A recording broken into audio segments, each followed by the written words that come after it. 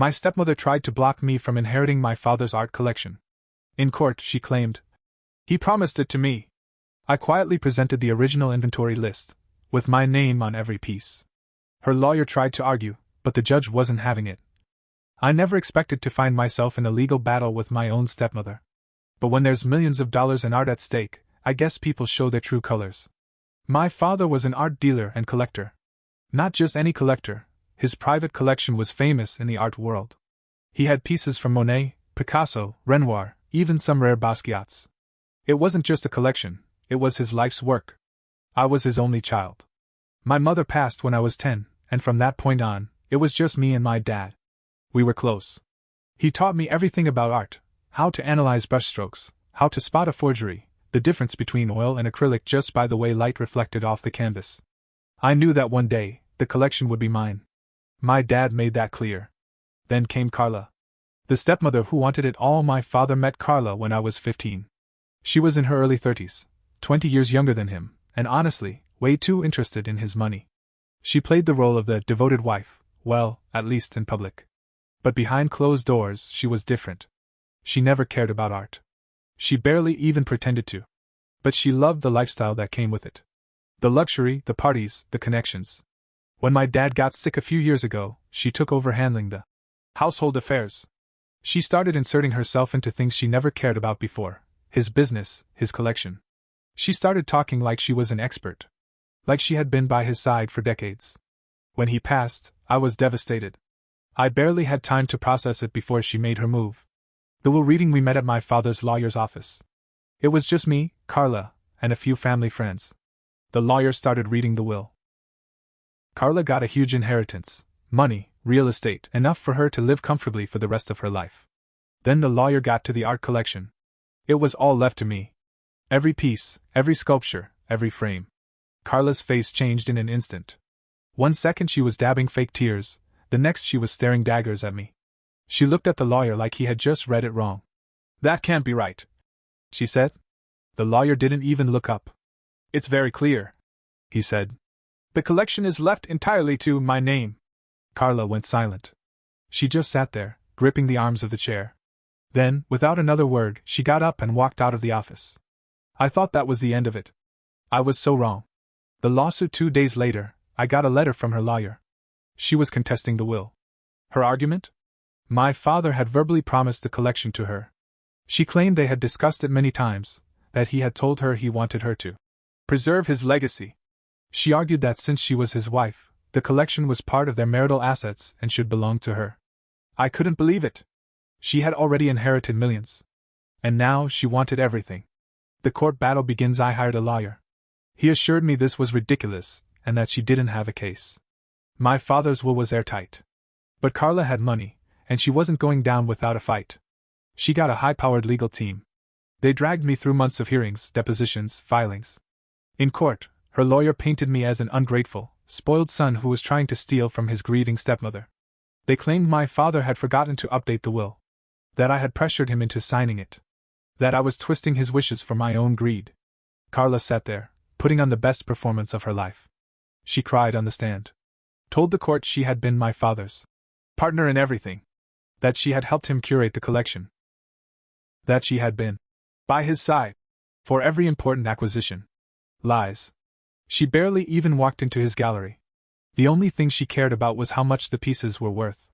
Still, her lawyer was good. He knew how to twist things, how to make it look like she had a real claim. I started to worry. Then came the day everything changed. The inventory list before my father passed, he did something very smart. He kept a notarized inventory list of the entire collection. Not just a general list, this thing was detailed. It had the name of every piece, the purchase history, the appraisal value, the intended recipient, and guess what? My name was written next to every single one. Not Carla's. When we presented it in court, her lawyer turned red. The judge looked at the list, then at Carla. "Did you know about this document?" he asked. Carla froze.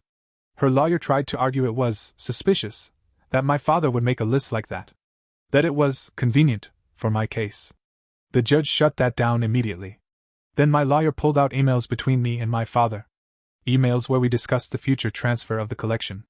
Where my dad explicitly told me, "These pieces are yours. Make sure they stay safe. Carla looked like she was going to be sick. The judge wasn't having it. And just like that, the tide shifted. But Carla wasn't done. She still had one last, desperate trick up her sleeve. The last desperate move after the inventory list and emails were presented. I thought it was over. Carla had nothing left. The judge was clearly siding with me. My lawyer was already talking about wrapping things up. Then, Carla pulled her last trick. Her lawyer stood up and said they had new evidence. I froze. What else could they possibly have? Her lawyer handed a document to the judge. A handwritten note, supposedly from my father.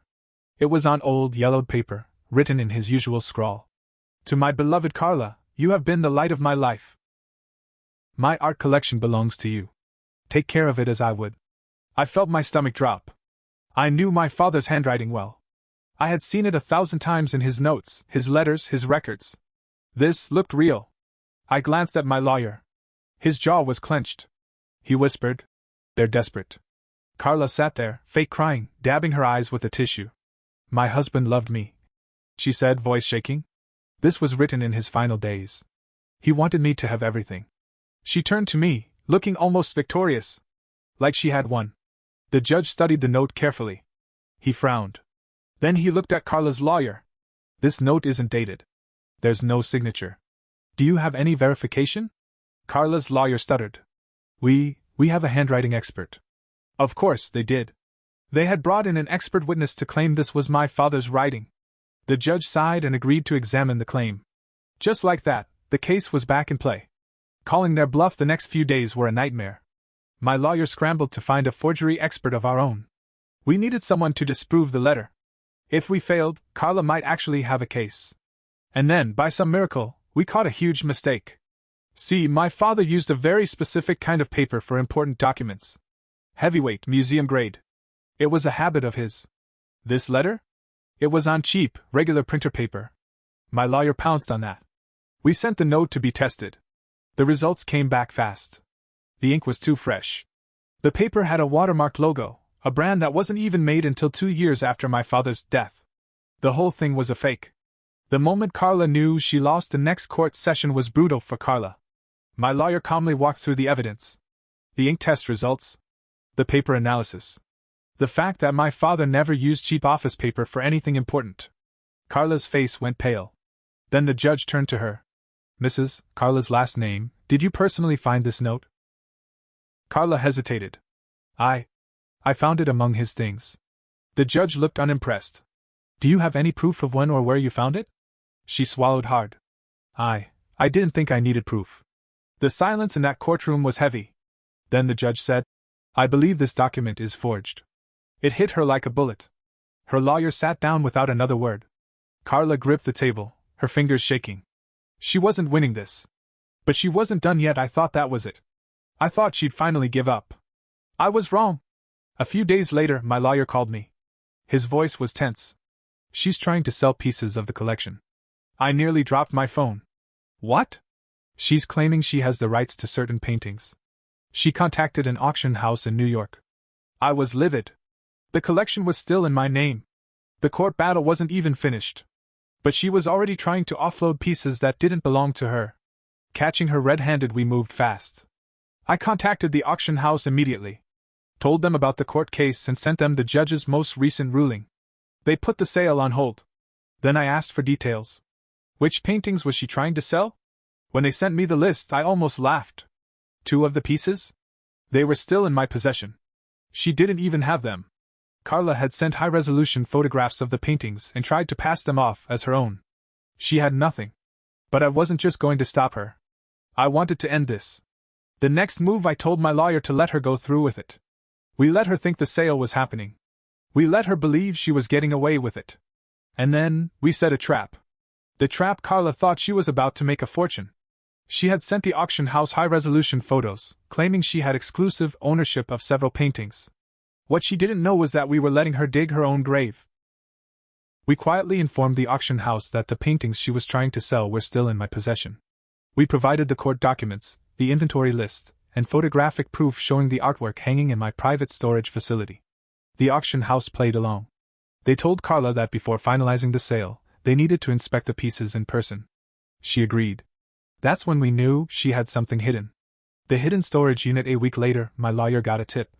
One of his contacts in the art world told him something shady was happening.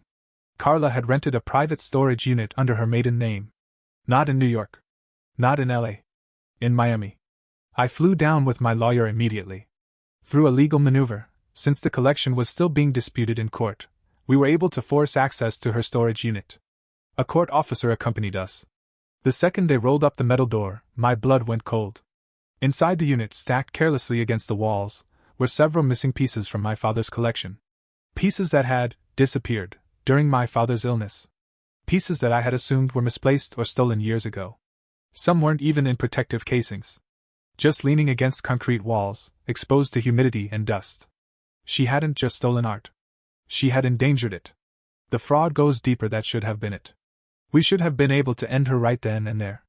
But Carla wasn't just a gold digger, she was calculating. When she found out we had accessed her storage unit, she claimed ignorance. Oh, that? My husband told me to store those for safekeeping. I didn't even remember they were there. Right. Because people just forget about million-dollar artwork. But here's where it got worse. As we dug deeper, we found out that Carla had been using my father's name to conduct private art deals for years. She had been quietly selling smaller, lesser-known pieces from my father's collection while he was sick. The fake sales. We hired an investigator, and what we found was insane. She had sold off 3 paintings under the table to a private collector in Dubai. She had forged authenticity documents using old scans of my father's signature. She had laundered part of the money through a fake art restoration business registered under a shell company. She wasn't just stealing from me, she had been defrauding collectors around the world. The evidence was overwhelming. But Carla wasn't finished yet. The fake buyer scam. Just when we thought she was cornered, she tried one last insane stunt. She hired a fake buyer to approach me. A man reached out to my lawyer, claiming he was an anonymous art collector who wanted to buy the entire collection from me, at a ridiculous premium. It didn't make sense. If he was willing to overpay, why was he being so aggressive? Something felt off. So, I played along. I told my lawyer to set up a private meeting. And that's when we caught Carla's last con. The fake buyer scam unravels. The supposed buyer was slick. Too slick. His name was Victor Lang, and he presented himself as a high-end private art collector. He was well-dressed, well-spoken, and acted as if he had all the money in the world. He claimed he was willing to pay double market value for the entire collection. I pretended to be interested. We agreed to meet in a neutral location, a private gallery space in New York. My lawyer and I arrived early, setting up discreet recording equipment just in case. Victor walked in with confidence. But as the meeting went on, I started picking up on things. He wasn't asking any real questions about the art. He was nervous when I mentioned verifying his funds. He kept steering the conversation away from contracts and legalities. Then, he slipped up. He mentioned Carla by name. I leaned forward. How do you know Carla? He blinked. Oh, I don't. I mean, I've heard of her. Too late. I had him. My lawyer cut in. So Carla referred you to this deal? Victor stammered. Not directly. I pulled out my phone. With a few taps, I showed him screenshots of bank transactions linking him to Carla's shell company. He went pale. Then my lawyer spoke, voice calm but firm. We know Carla sent you. We know she's trying to fabricate a sale to establish a fraudulent claim over the collection. Victor broke immediately. She just wanted leverage. She said if she could prove someone else was willing to buy it from her, she could push for a settlement. I sat back, watching him squirm. She was trying to force me into a deal. She knew she was losing the court case, so she was setting up a fake buyer to make it look like she had partial ownership. Then she'd claim I had to settle with her for millions before selling. It was all a scam. I stood up. You just buried her. Victor fled the room. But it didn't matter. We had everything we needed. Now, it was time to end this. The final confrontation 2 days later, we went to court for what was supposed to be a routine hearing. But I had other plans. The moment we walked in, my lawyer handed the judge a new motion, detailing Carla's fraudulent activities, forgery, stolen artwork, and now the fake buyer scheme. Carla, dressed in her usual expensive black dress, smirked like she was still in control. Until the judge started reading the documents. Her face dropped. She tried to interrupt, but the judge shut her down immediately. Mrs. Carla's last name, do you have any response to these allegations? Silence. The judge looked unimpressed. You have been caught attempting to sell artwork you do not own, forging legal documents, and conspiring to commit fraud. This is no longer just a civil matter, it may result in criminal charges. That got her attention. She shot up from her seat. I did nothing wrong, she shouted. I was his wife. I had every right to the collection. That art should be mine. He promised me. And then she did something I never expected. She turned on her own lawyer. This is your fault, she screeched. You told me we could win. You said we could find a way to prove it. Her lawyer, a very expensive man, just stood there. Expression blank. Then, calmly, he stood up, packed his briefcase, and walked out. He wasn't going down with her. Now Carla was alone. She spun to me, desperate. My name, I was just doing what was right for me. For us. Your father wanted us to be a family. I cut her off. You don't get to use my father's name. Her mouth opened, then closed. The judge sighed, rubbing his temples. Enough. The court rules in favor of my name. The collection remains entirely in his possession. Furthermore, given the fraud and attempted sale of stolen property, I am referring this case to the district attorney for further investigation. Carla gasped. No, you can't. But it was too late. Security approached, and for the first time in her life, Carla looked truly afraid. The immediate aftermath, it was over. The moment court adjourned, Carla collapsed into a chair. I walked past her, not even looking in her direction. Her former lawyer was already talking to reporters, making it clear that he had no involvement in her fraud. Carla, once proud, once dripping in wealth and arrogance, now looked like a ghost. Her bank accounts were frozen as part of the fraud investigation. She had no access to my father's fortune. And as I later found out, her house was in foreclosure. She had lost everything. Final reflection: a few weeks later, I stood in my father's private gallery. The collection, the art he had loved so much, was finally safe. I ran my hand along one of the old wooden frames, remembering him. This was what he wanted. Not money, not power. Just preserving something beautiful. I had done that. As for Carla? She tried to appeal the ruling. It was denied immediately. Then the criminal charges started rolling in. Fraud, forgery, theft. The last I heard, she had fled the country, trying to avoid prison time. Good riddance. I don't know if she ever truly loved my father, or if he was just another asset to her. But in the end, she destroyed herself. And I walked away with something far more valuable than money. I walked away with my father's legacy. And no one could ever take that from me.